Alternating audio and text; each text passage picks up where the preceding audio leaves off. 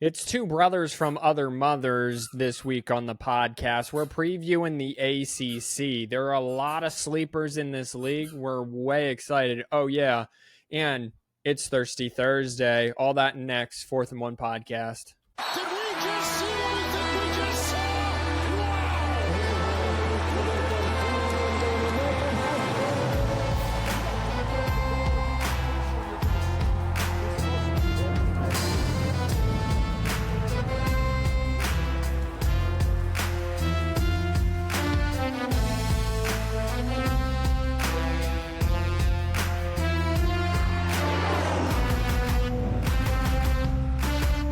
Oh, it's good to be back, in the words of Tony Stark from Iron Man 2. Welcome into the 4th and 1 podcast. It is I, your host, Captain Boring, along not CFB3. We are breaking down the ACC, what it do. We are missing, Admiral, you like that?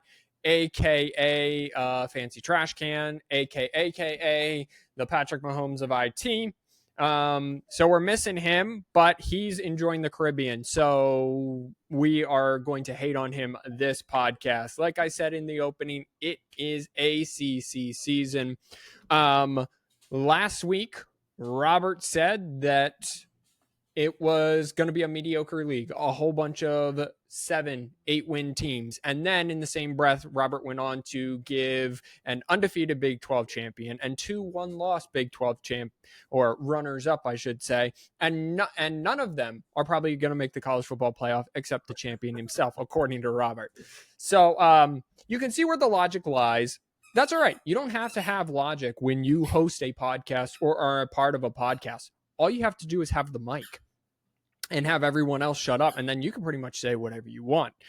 Let's start with the formalities here. Follow us on Instagram, 4th and 1 podcast, all the words spelled out. 10-minute sports report on our YouTube channel. So if you're listening to this on Spotify, Apple Podcasts, wherever you get the podcast, make sure you subscribe so you get all of the new episodes, as at this point, it'll probably be out weekly. We are, from Monday, the 24th, 2 months away from week 0, and we are well under a month until college football 25. Robert, what are you more excited about, the video game or the actual start of the 2024 college football season? Oh, 100% the game. I mean, as long as we wait for the season itself to start, when push comes to shove, we've waited 11 years for this game. Like, this is just, it's just, it's Christmas all over again. It's Christmas in July, as the saying goes, right? Side note, just turn the mic up just a smidge. I agree. I'm so thrilled for this video game. We've been waiting 11 years. I love the new features that are coming out as part of the game. Simeon is texting. All right, here is Admiral. You like that? Fancy Trash Can, Patrick Mahomes of IT, whatever you want to call him. Here's what he says. Here's my take for the ACC. And this is all in quotes. From St. John, Virgin Island, except he's not a virgin, Simeon hopes everyone has fun, and I expect Clemson to slide again. That's all I know for sure. All right. That sounds about right. Yeah, that sounds about right. Yeah. All right. So no real opinion. I'm just going to text that back. So no real opinion. Useful. I'm going to add the word useful in there. Useful opinion as per usual. All righty. Let's you want to just dive right in, or you need to cover something else? Hey, let's get funky. All right, let's do it. All right, we will start from the bottom because you build suspense. I don't know. We're going to start with Virginia. Virginia went 3-9 last year. They have 13 returning starters, 5 on offense, 8 on defense. My big take with Virginia, Tony Elliott seems over his head. Clemson seems to have the type of culture, and we'll get to them much later in the podcast. So fast forward if you want to hear about Clemson. he was the offensive coordinator at Clemson. Clemson has this culture of family and whatever. I just don't know that Tony Elliott's going to get enough time. In the 2 seasons since he's been there, they went 3-7 and 3-9. So no real improvement over 2 seasons. However, the 3-7 season was cut short because of the shooting on campus, right? Yeah. Yeah. All right. The defense was 120th in points per game, giving up 33.8 points a game, 66th in passing yards allowed, 117th in rushing yards allowed with 185. The offense was just as abysmal, 93rd in points per game, 47th in passing, 107th in rushing. Robert, is there much hope for the Cavaliers out of Virginia? No, I mean, and again, like Virginia's also never been really a big football school, so I never expect much from Virginia. Okay. Should we even bother doing schedules or anything like that with Virginia if none of us really expect too much? Not necessarily. I mean, it's their schedule's not. It's just a hodgepodge of teams as it is. Like I mean, I'll give you their non-conference is Richmond, at Coastal, and at Notre Dame. Okay. Yeah, so Notre Dame's a loss, or Richmond's a really good FCS school. I mean, they could go 0-3 in their non-conference. Who was the third? Coastal. And Coastal, I mean, yeah. and Coastal could win that. All right. So pretty straight standard there. If you're listening to this on YouTube and watching us on YouTube, first of all, thank you for being here. Comment down below what you want to know about each school for later episodes, and we'll deep dive. Me and Robert, we like getting into the weeds with teams. So just let us know what you want to know about each team, and we'll kind of go from there. But until that, we will move on to the 16th best team in the ACC, at least according to Athlon/Micaiah. And that would be Wake Forest. They went 4-8 last year after 2 really solid seasons. They went, I think, 10-2 and 10-2. Now, they did have Sam Hartman. It was a weird kind of offense that they were running at the time. They're still kind of running it. So new pieces. Last year, I should say. They have 12 returning starters, 6 on offense, 6 on defense. Hank Bachmeier comes in from both Boise State and Louisiana Tech, where he played quarterback. He has 8,000 career passing yards, 53 career touchdowns, 24 career INTs. Side note here, you're going to notice that, Robert, as we go up, I was really feeling myself early in doing this, so you're going to get a lot more information, but right now it's just the bare bones minimum. Yeah. Like, I got so tired around like team 13. I'm just like, I don't care. Just move on. Put anything down. The offense was abysmal last year, 115th in points per game, 100th in passing, 104th in total yards. Wake Forest has never had a good defense. Do you remember that one year? It was probably 22 and 23. They were giving up like 35 points per game. You could literally take the over with every single. Yeah, because they were scoring like 60. Yeah. 15, 60, yeah. Yeah, they were scoring 15 and 60, but giving up like 45 points. They were 74th in points per game allowed last year and 76th in total yards with just under 400. Rob, do you feel a need to get into Wake Forest's schedule? What's your opinion on Wake Forest? Well, Wake Forest is hard because they've naturally always been a bad team. They got Sam Hartman and developed that weird offense where it was like a delayed RPO draw. Yeah. And it was weird. And it worked. But I don't know if it was just because of Sam Hartman, because Vegas has them at 4.5, I believe. Okay. Which, looking at their schedule, I have them going 6-6. Because their non-conference is North Carolina A&T, Ole Miss, Louisiana, UConn, and I think that's it. Well, I mean, that Ole Miss game is probably an L.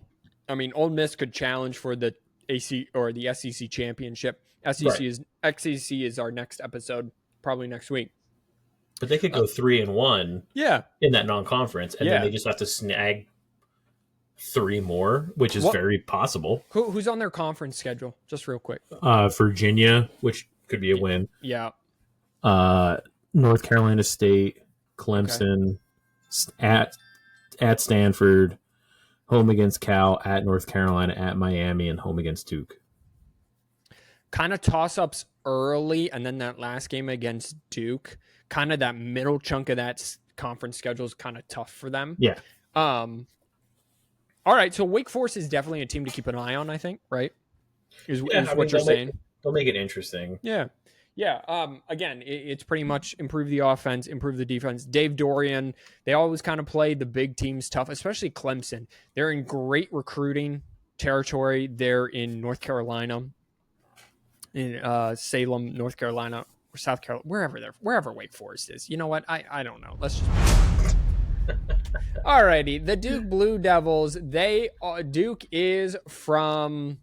Oh my! It's not Chapel Hill. Wow. Where's Durham, North Carolina? Thank you. They went 8-5 last year. Why they're so low is because they're replacing Mike Elko, who bolted for Texas A&M.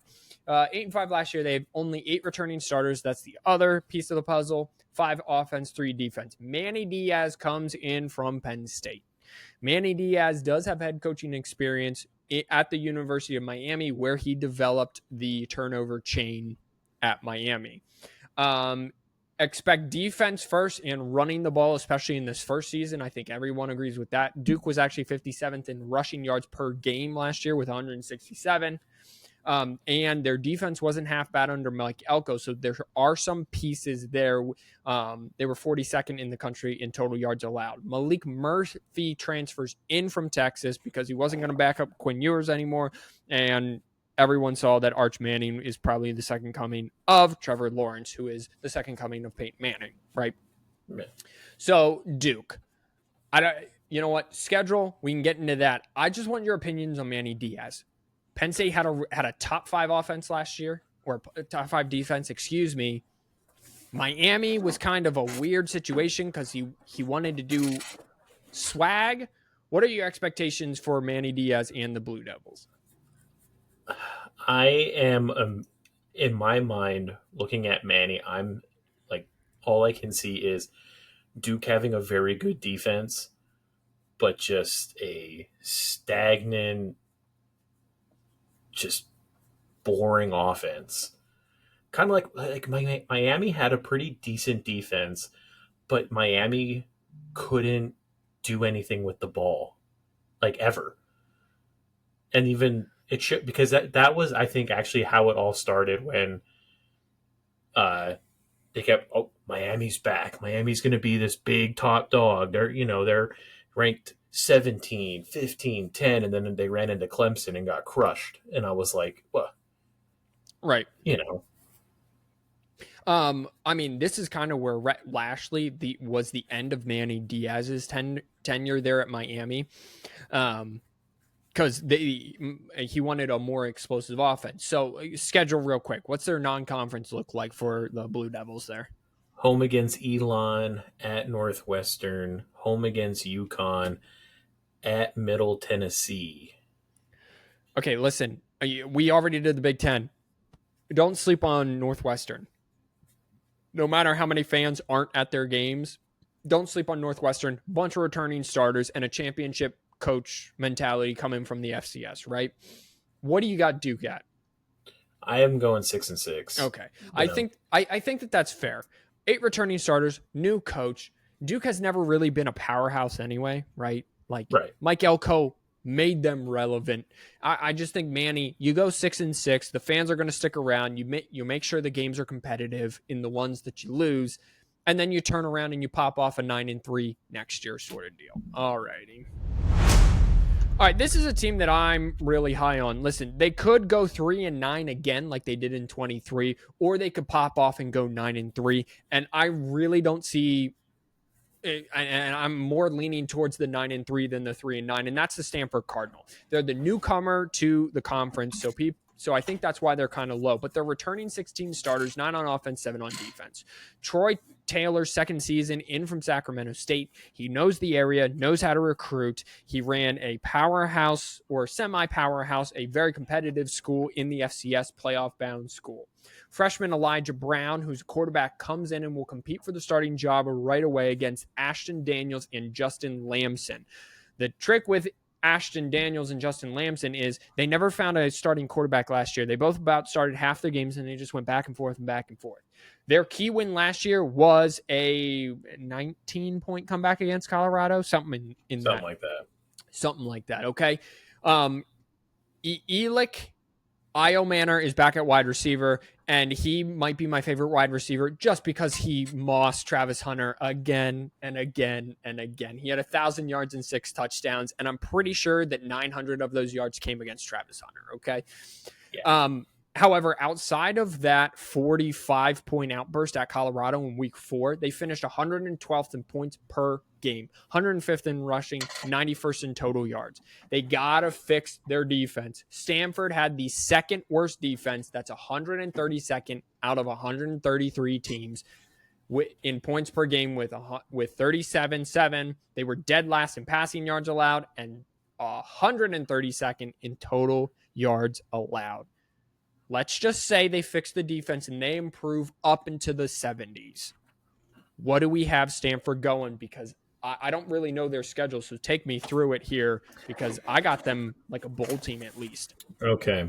So I have them at 6-6. Okay. So we got 4 6-6 teams right now. So they start off home against TCU, home against Cal Poly, at Syracuse, at Clemson, home against Virginia Tech, at Notre Dame, home against SMU, home against Wake, at North Carolina State, home against Louisville, at Cal, at San Jose State. They finish at San Jose State? Mm-hmm. Their last 2 were away. Right, but San Jose State isn't even in conference. Hey. That's just weird to me. Well, I don't know if just part of it's just because they might have had the last of the pickings because of joining the ACC so late. Oh, maybe. That's kind of my only thought. That schedule's so brutal. So brutal. Where are your 6 wins coming from? Because I was just doing the math. I'm like, I don't see a for surefire win here. Go ahead. So I have them TCU because I still don't think TCU is really okay. That's fair. Yeah. Cal Poly. Yeah. I'm really I would hope so. that they beat them. Yep. Wake because who knows what Wake is going to do. Sure. San Jose State. They better. They should be able to overpower them. I have them home against SMU because if anything, it's going to be kind of a shootout. Okay. And then home against Virginia Tech. Which is like a toss-up. Yeah, I mean, you get Vatech away from Blacksburg there, which we'll get into Vatech here in a minute. Dude, I didn't know. That's a brutal schedule. Yeah. To play at Clemson, at Notre Dame, like... So okay, let's just assume they fix their defense halfway, right? They make it a top 70 defense. You're probably right. They're probably looking at 6 wins. Because their offense wasn't terrible at all. Right. Stanford's offense was not terrible. That's a brutal schedule, though. Yeah. But a lot of returning starters. Who knows? I mean, maybe they fix the defense. Offense pops off. This freshman comes in 6-6. You know what? I will buy that. What does Vegas have him at? Do you know? 3.5. Oh, so hammer that over is what you're saying. Because I mean, San Jose State and Cal Poly. That's at least 2. They sneak one against Cal, sneak one against TCU. Yeah. I mean, you're looking at 4. Yeah. All right. So let's hammer that over. Everyone hammer the Stanford over. Maybe that's the title of the pod. Maybe. Yeah. Not. A little teaser action. All righty. I'm going to stop right here and just pause because I forgot to do this at the beginning of the pod. Last year about this time, Robert, we were previewing. It was me and Simeon at the time. I don't think we brought you on full time yet. I made a declaration on Instagram that Michigan should win the national championship. I had done all the research of all the teams, and I was like, you know what? Michigan's returning whatever it was, 18 starters. They're coming off a loss that they should have won in the college football playoff. They have a starting quarterback back. They have all of these pieces, right? I made that declaration. I'm very proud of that. I'm going to make the declaration right now, and I'm going to clip this and then post it to Instagram. So here we go. Ohio State should win the national championship. I've done my research of the top 4 teams of the SEC, and we'll get to that episode next week. I've done every single other conference. I've looked at Notre Dame. I've looked at everyone. Ohio State is returning 19 people. They are transferring in Quinshon Judkins. They are transferring in Caleb Downs. They bring back JTT, Jack Sawyer. They bring back their nose tackle. They basically bring back everyone. They have to figure out the quarterback position, but let's be honest. Chip Kelly can take a call and make it into gold at the quarterback position. They need to run the ball, and Chip Kelly runs the football. They have a great defensive coordinator. Everything is set up for Ohio State to make a national championship run. If they do not, it is an utter failure, and Ryan Day should be fired because this is the best shot that they have to win a national championship. Everyone came back, fifth-year seniors everywhere. They have to capitalize. Do you disagree at all? For the person who's been saying that Ohio State's going to win the national championship for probably the past month, no, there's no objection here. Alrighty, great. I just wanted to pause and do that. Meant to do it at the beginning, but we'll do it right there. Alrighty, the next team on the board is another team that went 3-9 last year, but they're returning 12 starters. I'm not sure why Athlon liked them so much, as they've kind of been an up and down dynasty franchise, whatever you want to call these colleges, over the course of a century, whatever it is. It is the Pitt Panthers. They went 3-9 last year, 12 returning starters, 7 on offense, 5 on defense. Their offense was just so awful last year. They finished 116th in the nation in total yards per game with 310. They bring in Cade Bell from Western Carolina, new OC. He brings in an up-tempo approach that they're helping kind of transform them and brings them into the 20th century. QB battle between Eli Holston, who's an Alabama transfer, and Nate Yarnell, who's a sophomore. He threw for 600 total yards last year, 4 touchdowns, 1 interception. Defense was solid, top 50. They lost 2 of 5 returning starters this spring due to injury. So really that 5 is down to 3. And so they're really 9 returning starters. Robert, what do you got on Pittsburgh? Well, Vegas says 5.5, which, okay. I have them sneaking 7. All right. Let's see. Out of conference games, we got Kent State at Cincinnati, home against West Virginia, home against Youngstown State. Okay, and who do you have them beating in out of conference? Kent State, Cincinnati, Youngstown State. Okay, good. I was going to argue with you if you had them beating West Virginia because I think West Virginia is a lot better than Pitt. But Backyard Brawl, I'm so glad that's back. Yeah. One of the better rivalries in all of college football that goes under the radar. Little mining town actions going at each other. So very excited. I'm sure Pat McAfee's over the moon about that. All right, so you have them going, what is that, 3-1? 3-1 in their non-conference, yeah. In their non-conference. So you got them sneaking 7. So where are their other 4 wins coming? Cal, Syracuse, Virginia, and then I have them beating Boston College all the way at the end of the year for their last game. Okay. All right. I don't hate that, as Boston College is actually the next team and Cal is the next team. So it's kind of right there with toss-up games. Not really much to say about Pitt. Pat Narduzzi's been there for what? 7 years. Ever. He's been there a long time. So good for him again. I think you have to remember these kind of lower, and I'm talking not to you, Robert, I'm talking to the people. These lower kind of tier colleges in these major conferences, you have to keep a coach around, and you just have to expect you're going to get 8 wins, and the next year you might get 4 or 5, and then you're going to get 9 or 10, and then you're going to get 6 and 6, and then you're going to get 7, and then you just got to tread water. You're going to have upsets that's going to bring the fans in. You're going to have big games. Be competitive and just keep it moving. You'll be all right. Another team that's hoping to be a little more competitive is Boston College. They went 7-6 last year, and they didn't fire Jeff Hafley, but Jeff Hafley said, you know what? College football's got no regulation on NIL, no regulation on transfer portal. Everything's a hot mess.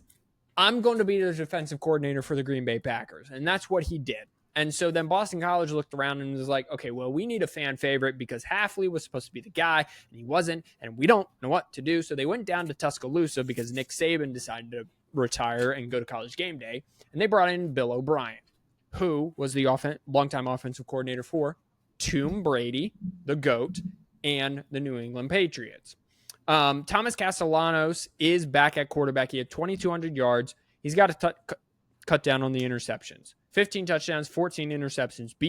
BC was 110th in the country with 82 passing yards per game, 82nd in points per game, but 14th in rushing yards with almost 200 yards per game. Defense was 73rd in the nation in total yards and 87th in points. So they got to clean that up a little bit. Boston College, 7-6 last year. I say they just take a slight step back, maybe 6-6, 5-7. First year under Bill O'Brien. What you got? I got them at 6-6, and Vegas Okay. has them at 5. Okay. Out of conference, home against Duquesne. Tough one here at Missouri. That's a very tough one. Yeah. Home against Michigan State, and then home against Western Kentucky. That's a awful out of conference schedule. I mean, it's not great. Oh, are you back? Whoa, that was weird. All right. I think he's back, ladies and gentlemen. Yeah, I'm here. All right. So brutal non-conference. Your expectations for Bill O'Brien. If you were a Boston College Eagle alum, fan, whatever you want to call it, right? It's the same thing. Bill O'Brien coming in, you are just diehard BC Eagle. You got the red bandana for every single game on, all that. What are your expectations for the Eagles this year? They're just going to be a competitive team. Are you happy with that? For Boston College, kind of, yeah, because they're like they've never been like, I don't know, they've just never been that great. Outside of Matt Ryan. Yeah, outside of Matt Ryan. Right. I completely agree. Not a whole lot to get into as we get, again, closer to the top. Fast forward, if you want, to get to closer to the top. We're going to have more things at the closer to the top. Guys, I went into detail coming up here. So just stick around a little while longer. All right, California. California's coming in along with Stanford. They're coming in with SMU. They were basically the quote-unquote left for dead in the Pac-12, but yet they left two people dead in the Tupac? Like what are we calling the Pac-12 now? I College Game Day kind of presented that question as I was listening on the way home. They went 6-7 in the Pac-12, so they did make a bowl game. They're returning 16 starters, 7 on offense, 9 on defense. Jay Knott might be the least talked about running back in the entire country. He ran for 1,300 yards and 10 touchdowns last year. Mike Blosic comes in, who served as the O-line coach in 2023, is elevated. So it seems to be a Michigan approach because Michigan did the same way. There are not many O-line coaches throughout college football that are offensive coordinators, so expect good running. Cal ranked 49th in points per game last year. They got to figure out the quarterback battle between Chandler Rogers, who was transferred in from North Texas. He threw for 3,300 yards, 29 touchdowns, 5 interceptions last year for North Texas. And Fernando Mendoza. Fernando, that's fun to say. Limited starter in 23, 1,700 yards, 14 touchdowns, 10 interceptions. Passing offense was 73rd in the country last year. I think with these California teams, it's going to work both ways. The traveling east, especially if they got to go far east, like BC, like Miami, is going to hurt them. But then on the return trips, everyone coming this way out west is going to help them with the time change. I think that works for the Big Ten as well. What do we have on California? I have Cal going 7-5. Vegas has them at 6-5. Okay. Non-conference wise, home against UC Davis, at Auburn, home against San Diego State, and home against Oregon State. Okay, that's not bad. The Auburn game, that's kind of a toss-up. Yeah, because I think Auburn's not great this year. I think they played a pretty close game last year, if I'm remembering. So you got them at 7-5. So what do you have them in the non-conference? What do you have them winning? I don't really know how Oregon State's going to be this year. So I mean, they could very well be 3-1. Yeah, I think they're going to beat Oregon State. I don't even know anything about Oregon State. Yeah. All right, so if they're going 3-1, then where are the other 4 wins coming from in conference? Well, they got to play Stanford. Okay. Got to play Syracuse. Yep. And they are home against North Carolina State, at Pittsburgh, at Florida State, and they are home at SMU. Did I say Stanford? I like to jump around the schedule instead of going in order. Okay. All right. I mean, they could beat SMU at SMU. I mean, beat Stanford, beat Syracuse. Those two they could be good, could not be good. It's a weird schedule, and they're weird teams. Who are you high? Because it doesn't. And now I know we're at the bottom or kind of middle ACC. Who are you high on in the ACC? Who's your sleeper? Give me a team that is just your sleeper. The sleeper, the team my sleeper. I mean, you can't really consider, like, it wouldn't be Louisville, not North Carolina, not North Carolina State. I mean, it's either SMU, which could be a toss-up, because it's 2 totally different styles of offenses and defensive. Yep. Or, I mean, if anything, could be Virginia Tech. It could be Vatek. Okay. All right. So when we get to those teams, I really want to dive in deep here to those 2 teams. But let's kind of just stay in order. Let's stay in the flow of the podcast because we're going to get to both those teams here in just a minute. Syracuse went 6-7. They showed Dino Babers the door just because he wasn't doing much. 14 returning starters, 9 offense, 5 defense. Fran Brown comes in. He was coaching defensive backs for Georgia most recently, so he's got that national championship mentality. And this is my notes, the underrated Kyle McCord comes in from Ohio State. I don't know if people know this, but 2 of his 6 interceptions came against Michigan. Okay? He had 4 interceptions going into that game. He threw for 3,100 yards and 24 touchdowns. Go Blue all day. The tight end, Aronde Gadsden II, is back. He was injured in 23, but in 22, he had 1,000 yards and 6 touchdowns. Defense was not bad either. 57th in points per game, 79th in passing, and 67th in total yards. There's a lot to work with here for Fran Brown. Gonna be a good recruiter because for some reason, when you get these assistant position coaches that come in, they always are great recruiters. We've seen that at Michigan already. Could Syracuse be? We were just talking about sleepers. Could Syracuse be a sleeper? Yeah, I mean, their schedule is not that bad.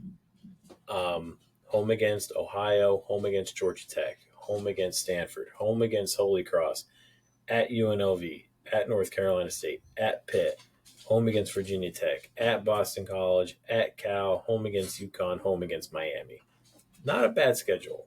Okay, but what is your heart telling you? Like, my heart tells me they're going to go 6-6. Okay, because it's Syracuse. All right, because it's Syracuse, it's the Big Orange. They haven't been good since McNabb was there, right? Yeah, pretty much. All right. So 6-6 for the Orange. I'm not spending any time on 6-6 teams. Okay. they don't get clicks. You know who do get clicks? That would be the sky blue team from Chapel Hill, and that would be the North Carolina Tar Heels. They went 8-5 last year, 11 returning starters, 4 on offense. The key here, 7 on defense. The other key, they losing Drake May, 3rd overall pick, New England Patriots, all-time great. Followed Sam Howell. Sam Howell, Drake May, seamless transition. Quarterbacks throwing for 100,000 million yards, but no defense to back them up. Jacoby Criswell, transfer from Arkansas, true freshman. Max Johnson, transfer from Texas A&M, 1,400 yards, 9 touchdowns, 5 interceptions. Connor Harold started the Senior Bowl. He's a homegrown kid. He threw for 270. He started the bowl game, threw for 270, 2 touchdowns, 2 interceptions. They ranked 20th in rushing last year. They get Marion Hampton back, which I love saying Marion, back at running back. 1,500 yards, 15 touchdowns. By the way, you're about to get a list of running backs starting at North Carolina that ACC might have the most underrated running backs in all of the country. Jeff Collin comes in from, and this is what I wrote, ... a year off, ... question mark. He's got to fix a defense that sucks. Allowed 27 points per game. They haven't been good since Mac Brown's been there. They were 93rd against the run, then 95th against the pass, and 97th in total yards. My question to you is, does Jeff Collins come in from Georgia Tech, where he sucked, and fixes this defense? Well, no. Okay, great. Wonderful. Yeah. I mean, it's pretty simple. I mean, North Carolina's going to go 8-4. That's not too bad. Possibly 7-5. And here's why I tell you 7-5. Okay. There's a game on their schedule. September 21st. Home game. 3rd week of the season. James Madison. Oh, come on. Circle that game right there, because that should be a great game. Circling that game. All right. I really like North Carolina. Again, I think they're going to have a great offense. They always do. North Carolina, under Mac Brown, has had a great offense. Can you fix the defense? I'm just not seeing it for someone who came from Georgia Tech. Hot take. The coaches who come from Georgia Tech's not a good program. They're just not. There's a reason Robert's rebuilding them with the triple option come college football 25. Fake pull pitch. Okay, that's all you got to do. Speaking of fake pull pitch, and this is just, I'm so glad this is how this worked out. It is Georgia Tech is next. They went 7-6 last year. They're returning 12 starters. 8 on offense, 4 on defense. This canker sore on my lip is ballooning with each word, but I'm powering through. Brent Key is entering his 3rd season, 2nd full-time coach. His 1st season was interim. Haynes King is back at quarterback, 2,800 yards, 27 touchdowns, got to cut down on the turnovers, 16 interceptions. Off-rank was excellent. 34th in total yards. Rushing offense was 13th in the nation with 203. And Jamal Haynes is back at running back, 1,000 yards, 7 touchdowns. Defense, again, it's always defense with these teams. 93rd in the nation, giving up 30 points per game. They bring in Tyler Sanucci from Duke, where he was under Mike Elko. They were 98th against the run, and they're bringing in 11 defensive transfers. All right. So here's the thing with Georgia Tech. They finished 7-6, really 6-6. They won their bowl game. They really should have not had a bowl game if it wasn't for Miami's incompetence to kneel the ball, right? Yeah. That was the big story in that game. 13 seconds left. You got to run out the clock. Nope. You got to kneel the ball. Nope. They turn around. They hand the ball off. Fumble. 2 plays. Bing, bang, boom. Georgia Tech gets a dub on the road Thursday night ACC game that no one was watching anyway. Is Georgia Tech going back to a bowl or nah? They got a gift last year. Yeah, they going bowling. They're going to go 7-5. All right. Sneaky game. August 24th against Florida State. Florida State's going to trip up that game. First game of the season for them. You know why? Because it's in Dublin. Oh, okay. That's the Dublin game. Yes. Yeah. Let's go. Okay, so GT, they're returning 12 starters. And I want to spoil this for everyone. Florida State's only returning 8. 12's better than 8. Don't And know they what have that's. those weird powder blue uniforms. Like, Oh, is that what they're wearing for that game? I don't know, but they have them, and they've just yeah. been talking about them, and they're ugly. Yeah, I agree with they're ugly. They don't go with anything. I don't know what the spread is for Florida Tech GT. Let's take GT plus the points. Let's lock it in right now. Okay. We are going to Dallas. And this team decided, let's enter the ACC because we want a big piece of the pie. We want an automatic bid if we win, right? We don't think the AAC is going anywhere, so we are coming in as I drop my fidget toy. Excellent. Good job, Micaiah. That we're just not going to take any of the media rights, and we're going to raise $200 million from our boosters. And then we're going to turn around and raise another $159 million to support our athletics. By the way, the previous record was held by those chicas down there in College Station with $116 million. So Dallas got money, if you know what I be saying. Alrighty? Why did I go gangster there? Not really sure. But SMU finished 11-3 in the AAC. Rhett Lashley returns for a third season. 14 returning starters, 8 on offense, 6 on defense. Preston Stone is back at quarterback. That air raid offense is going to produce numbers. 3,200 yards, 28 touchdowns. Here's the key. 6 interceptions. They ranked 8th in points per game in 2023. Their defense, little known fact here, ranked 11th in points per game, 13th in passing yards allowed per game, and 30th in rushing. You shocked by those? Because I was. Yeah, I get. Well, yeah, because you don't hear about them. You don't hear because of being in the AAC. And they're an air raid team. When was the last time an air raid team had a top 10 defense? Okay. Will the jump, and here's my last note, will the jump from group of 5 to power 4 be a big deal? Robert, what do you think? This year, absolutely not, because their schedule is very favorable. I have them going 9-3. Okay, that's not bad. Like they play Florida State, but they don't play Clemson. They didn't get suckered in to play like Notre Dame or anyone. I mean, their non-conference is Nevada, Houston Christian, wherever they found them at, BYU and TCU. So, I mean, 4-0 to start the season? Yeah, possibly. 4-0. I don't know who that 5th game's against. I don't know who's that 5th game against. Home against Florida State. Dude, that could be a game day game. Yeah. You could be looking at 2-4-0 or a 1-loss team. Listen, SMU, and I'm just going to say this, SMU is my sleeper to win the ACC.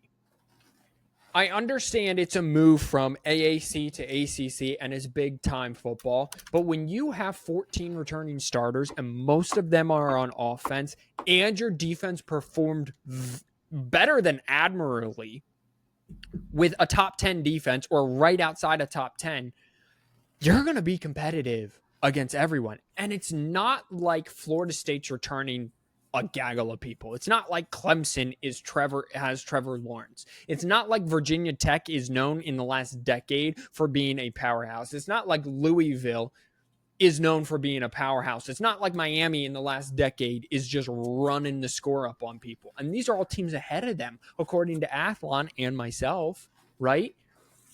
What's Vegas got them at? 8. Hammer that over on SMU, ladies and gentlemen. And I'm going to say something I said in the group chat, and I told Robert, which I don't know if he agrees with, don't really care.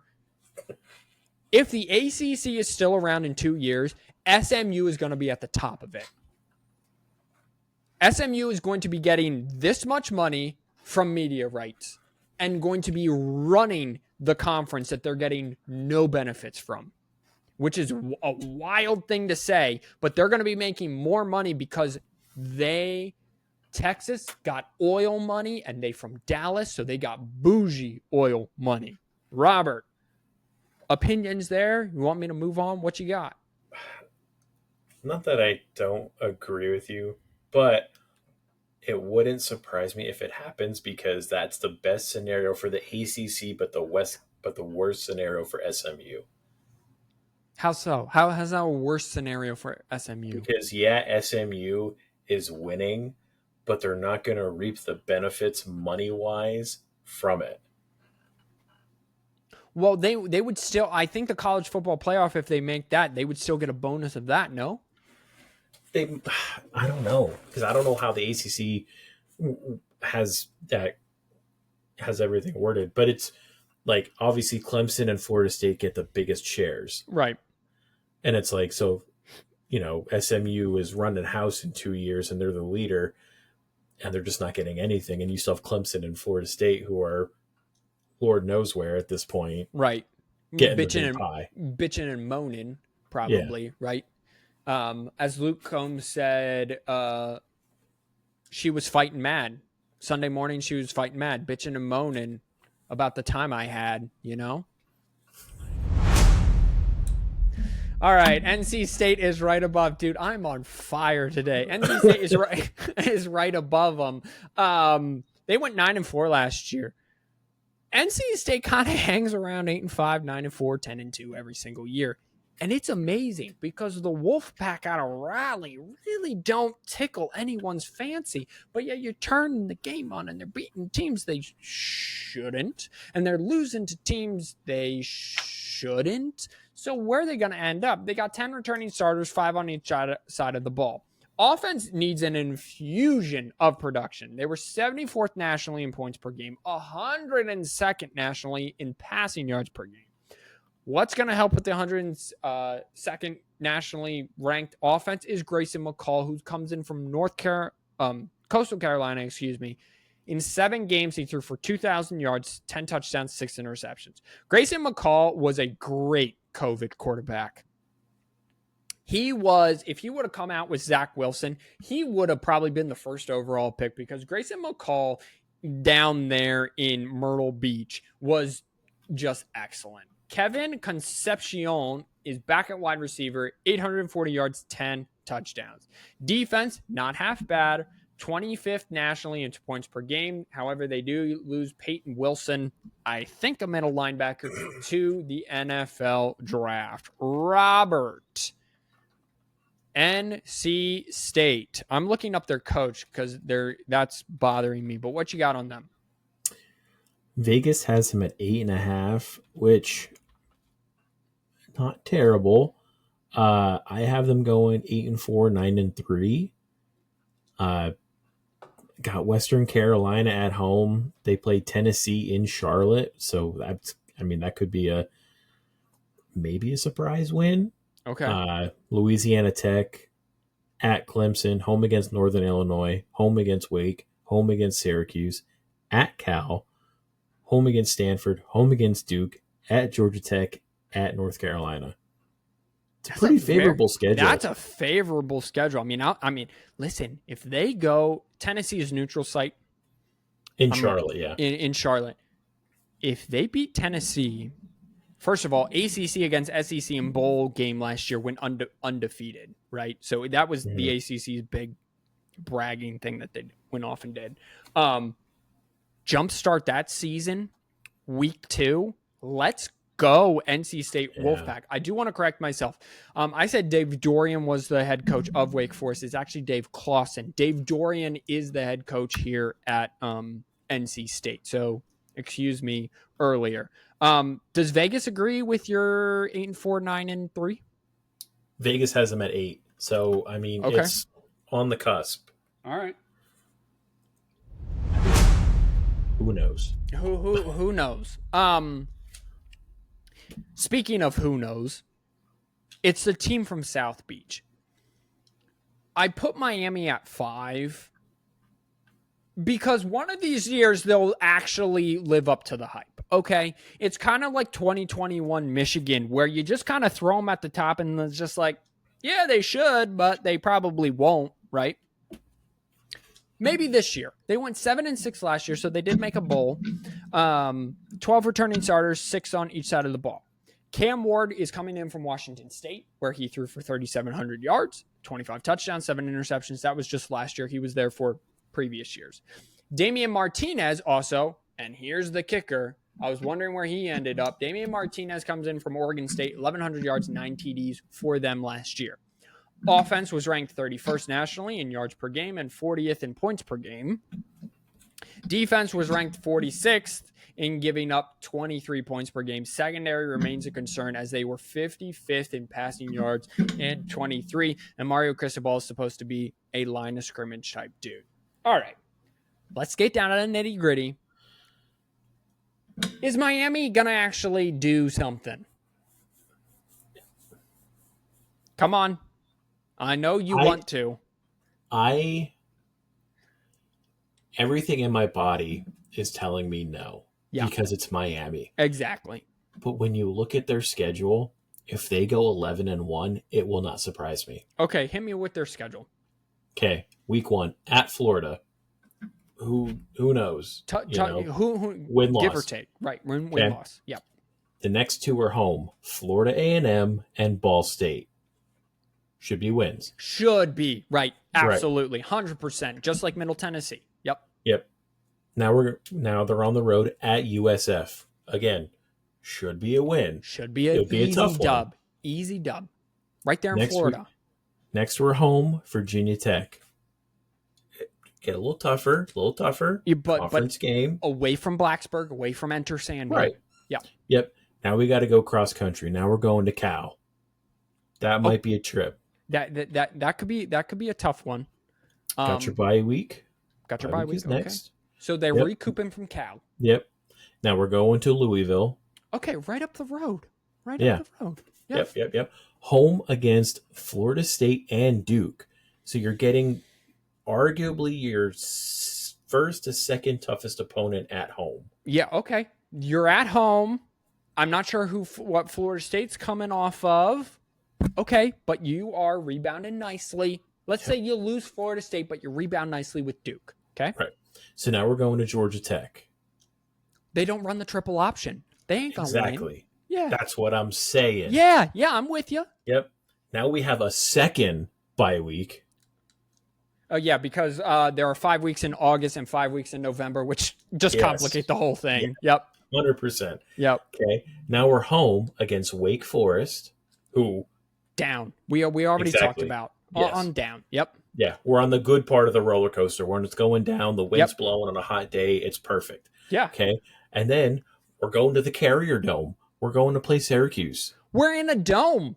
In what is this? Late November? Yeah. It's borderline December 1st. Sunny 75 in there, baby. Yeah. High flying offense. Yeah, let's go. So literally the only thing that stops Miami from going 11-1 is Miami. Yeah. Like that schedule, they get away from Clemson. Their non-conference is terrible except for Florida, which who knows? Florida could be terrible again. We don't know. Or mediocre at best, right? Right. Because it's week 1. Yeah. Okay, but dollars to I'm saying you gotta bet your hefty paycheck, right? You got to take your paycheck and you got to bet on Miami. Please do not do this. Everyone who's listening to this pod, do not bet your entire paycheck, okay? Pay your bills. Especially on Miami. Is Miami closer to 11-1 or closer to 6-6? Probably closer to 11-1 because they could go 9-3. Okay. So do you think they'll go 9-3? What do you have them going? I have them at 9-3. Okay. So Vegas has them at 9. So again, I can't disagree with you. We just walked through that schedule. That schedule's so easy. Yeah. And it plays out perfectly for them. I think their kind of second toughest game is this next team, and it's at Louisville, right? Louisville's coming off an ACC title appearance. Oh my goodness, their head coach's first year. I don't know why. Jeff Brom. Purdue, 14 returning starters, 5 on offense, 9 on defense. Okay. Tyler Shuck is coming in from Texas Tech. Couple things with Tyler Shuck. Can he stay healthy? He only appeared in 4 games, but in those 4 games, he was outstanding. 700 yards, 7 touchdowns, 4 interceptions. He leads Louisville was a top 50 offense in every major statistical category in 2023. Donald Chancey, 500 yards, 2 touchdowns, comes in from Miami to help a running back room that finished 38th nationally in yards per game. The defense was 10th in rushing yards allowed with just under 100. Jeff Brom's team will upset a top 10 team in October, so I want to get into that and see if they're going to even potentially play a top 10 team in October, and then lose the very next week. It's almost like clockwork. This past year, who did they do it? I think they did it to Florida. No, they did it to Notre Dame. No. Well, I'll look it up. They did it to someone, and then immediately the next week it was Notre Dame. They beat Notre Dame and then immediately turned right around and just got shellacked by Pittsburgh. Okay. Yeah, that sounds about right. Yeah, that sounds about right. It's every single year with Jeff Brom's team. So let's go through the Louisville schedule here and do it that way. So I gotta give it this. I don't know how they managed, but this schedule's actually pretty tough. Okay, so in their defense, it was. Well, no, this is final, but they beat Notre Dame by 13 and then turned around the next week and lost by 17 on the road to a 3-9 Pittsburgh team that ended up being. So just let everyone know. All right, go ahead. First 3 games are home: Austin Peay, Jacksonville State, Georgia Tech. Win. Then they go on the road to Notre Dame. I think that's an L. Notre Dame gets revenge, obviously, from last year. So now we get into October. Okay. Upset season, everybody. Let's just assume they are 4-1 and trending in the right direction. So they get SMU at home. Maybe it could be that. Who Maybe knows? it could be SMU, right? Yeah. At Virginia, so probably not. Probably not them. Yeah. But that would also be the perfect scenario for them to beat SMU, who's ranked pretty good, and then lose to at Virginia. Right. Okay. All right. So we're getting it. All right. Who's the next week? Here's the other scenario. Yeah. Home against Miami. We just talked about Miami could be top 10. Could be bottom 10. So they dump Miami. Right. To turn around to lose at Boston College. Dude, I love this. Sometimes I just love how this podcast works out. This is so great. You're absolutely right. And I just got a massive cramp in my leg. Ow. Boy, does that hurt. Continue on. November. Let's go to November. November, it just gets worse. You're at Clemson. Oh, boy. Then you have to travel. Well, you have your bye week. Then you have to travel to Stanford. So you're going cross country. Yikes. To come back home to play Pitt. Yikes. To travel to play Kentucky. That's a terrible November schedule. Yeah, that's a big travel November. So what does Vegas have them at? Vegas has them at 8.5.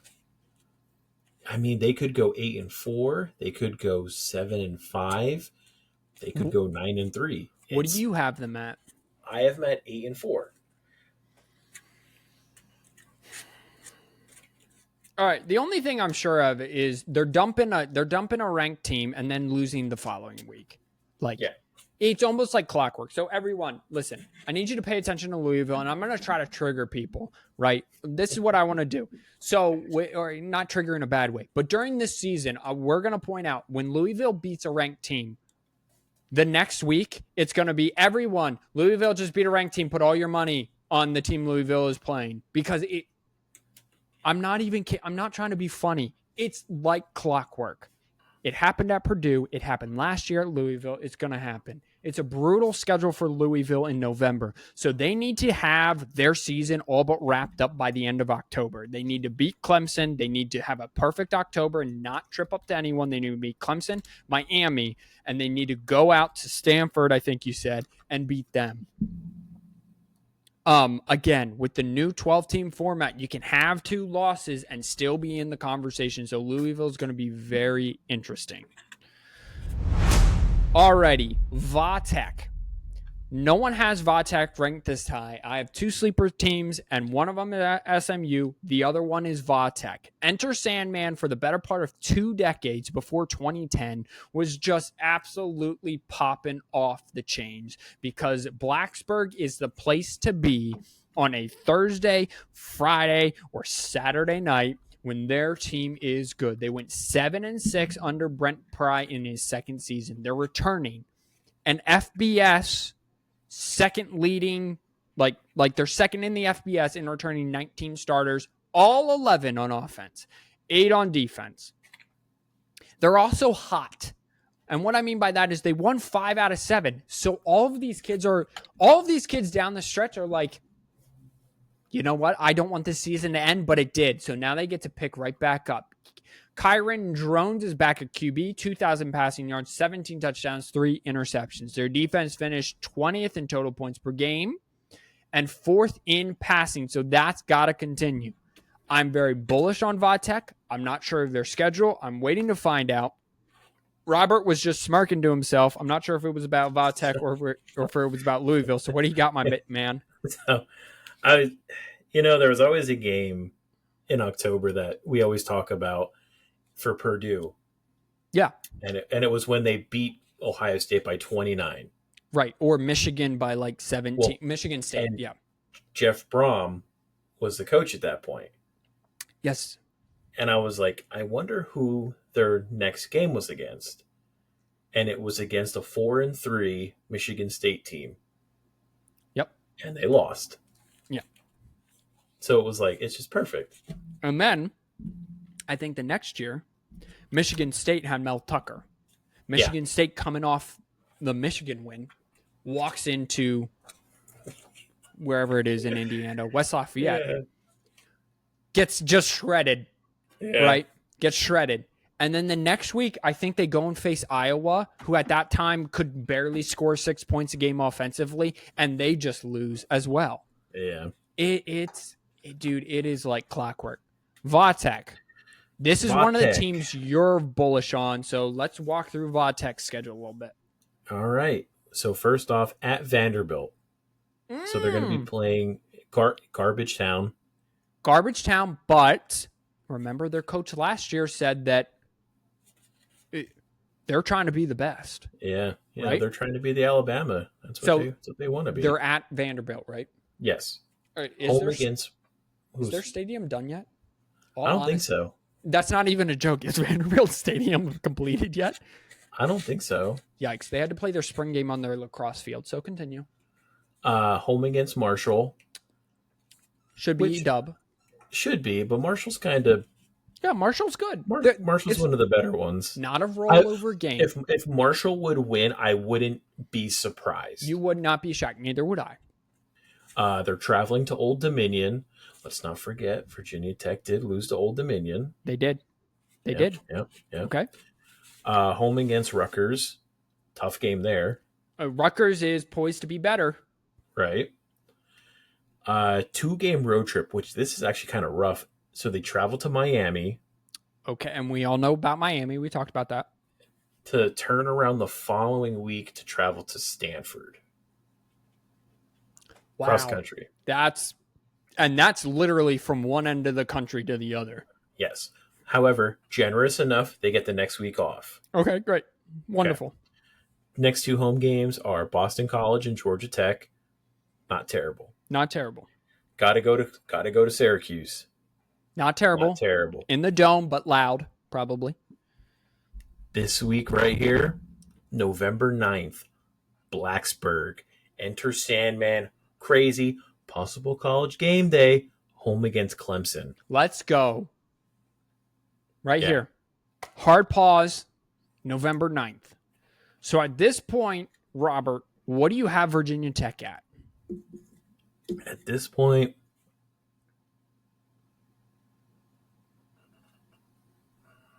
6-2, 7-2? Yeah, 7-2.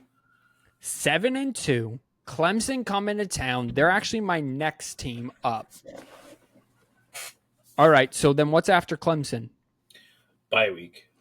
Okay, so super high to the super low. Super high to the super low, and then what's on the other side of bye week?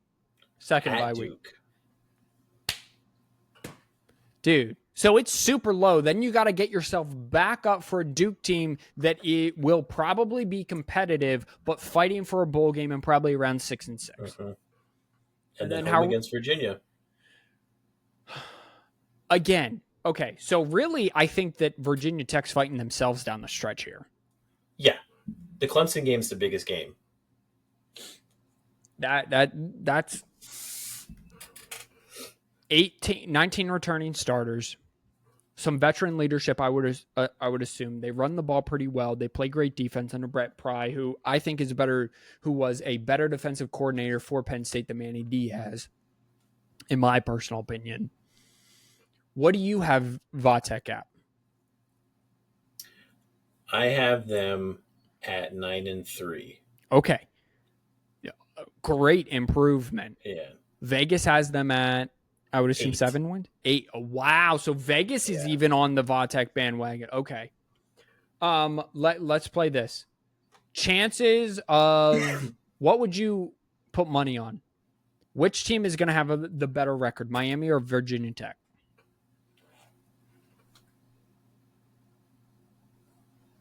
Oh, that's a tough one. Yeah, right? Man, that's tough. And I'll follow it up. Which one's going to have a better record, SMU or Virginia Tech? I'm going to say SMU's going to have a better record than Virginia Tech by like one win. Sure. In a perfect world, Miami will have a better record than both of them, but I think Miami might finish in between. Okay. All right.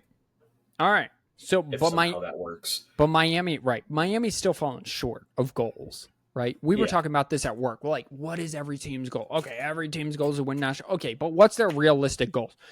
Miami's realistic goal is to win the national championship. Okay, they have been starving for one since what, 2001? Yeah. Been a long time. For Virginia Tech, I'm very bullish on. All right, top 2 teams here.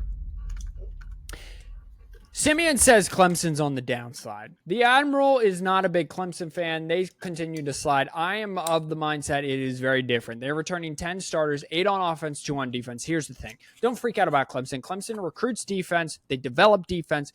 Clemson is kind of what I fear Michigan is going to turn into, which is they're going to stay within the program, stay within the structure, and recruit. Now, Michigan will venture out into the transfer portal. Clemson brought in exactly this many transfers, and I'm holding up a 0 for those of you listening and not watching. And they had 12 people out. Michigan will bring people in. Cade Klubnik is back at quarterback, 2,800 yards, 19 touchdowns, 9 interceptions. Clemson started 4-4 and then went 5-0 down the stretch. So they are also really, really hot. Phil Maffa is back at running back. He ran for 1,000 yards and 13 touchdowns. They're returning 3 of 5 offensive linemen. Their offense ranked 52 in points per game under Graham Harrell, I believe. Well, I'll look that up. Could be. 50 and they finished 52nd both in points per game and yards per game. Barrett Carter and TJ Parker returned to anchor defense that finished 32nd, allowing 21 points per game, but 8th in yards per game.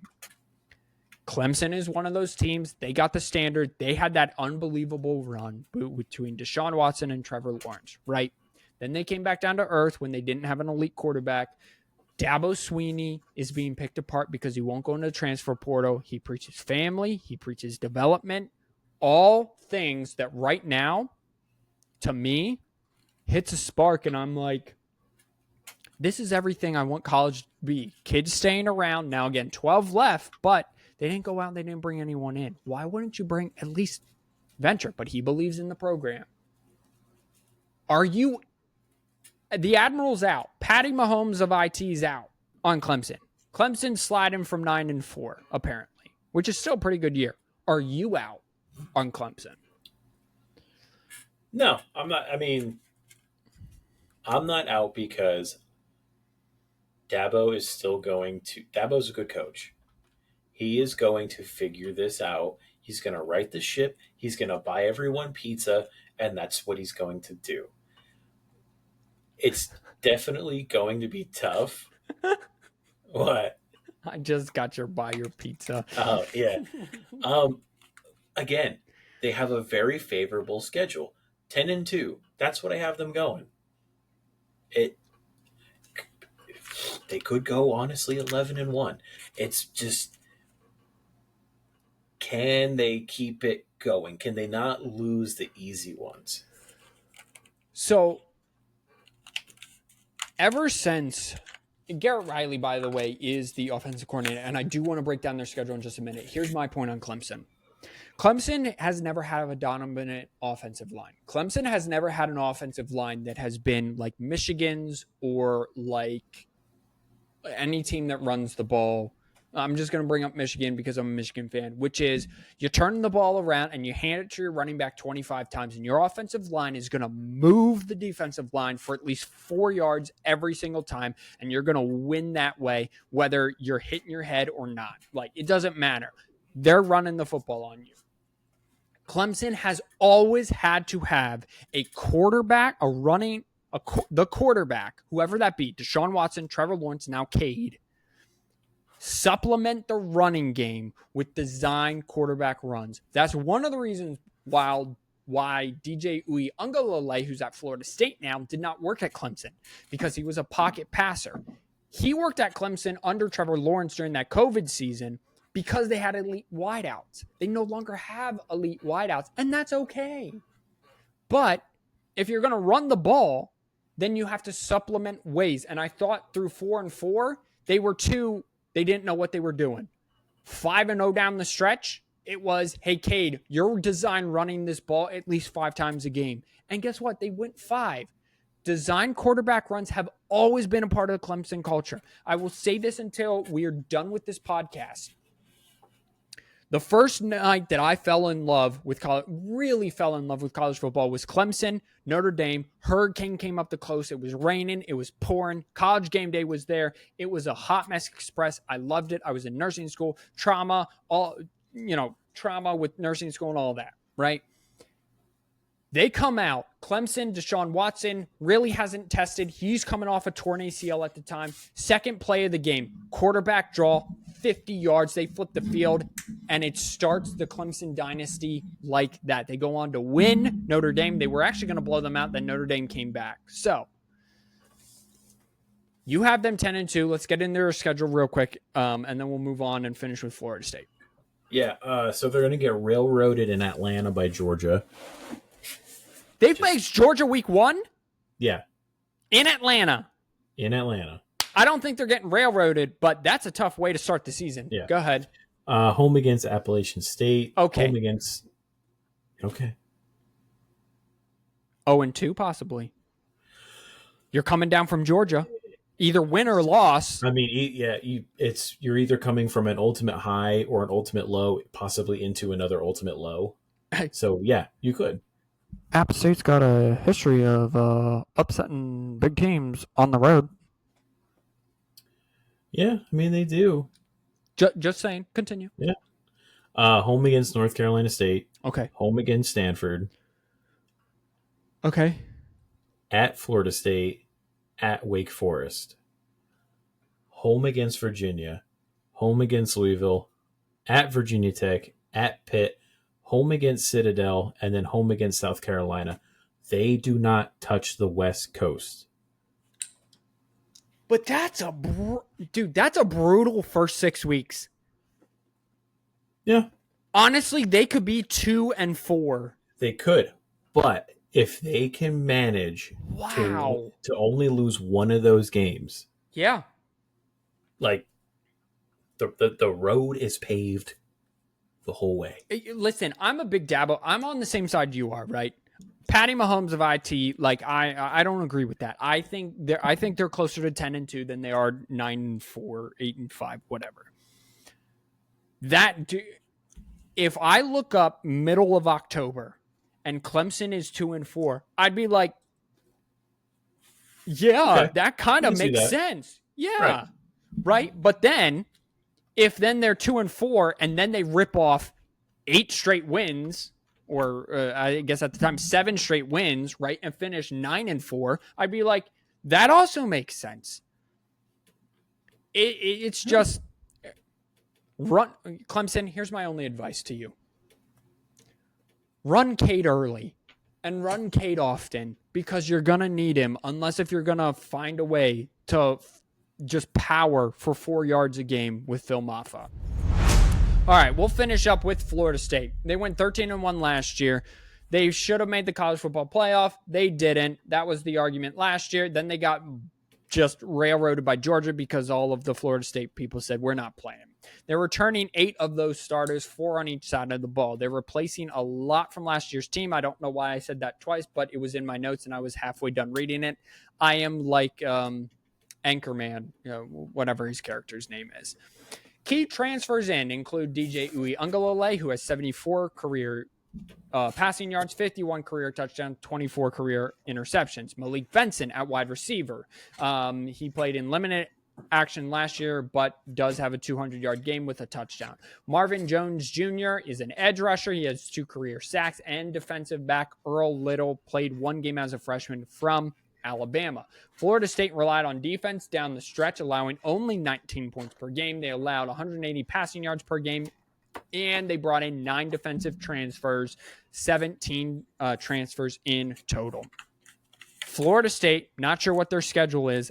I think they're better than Clemson. I think they're cream of the crop. I love what Mike Norvell is doing down there. I think it's again this year. What do you got?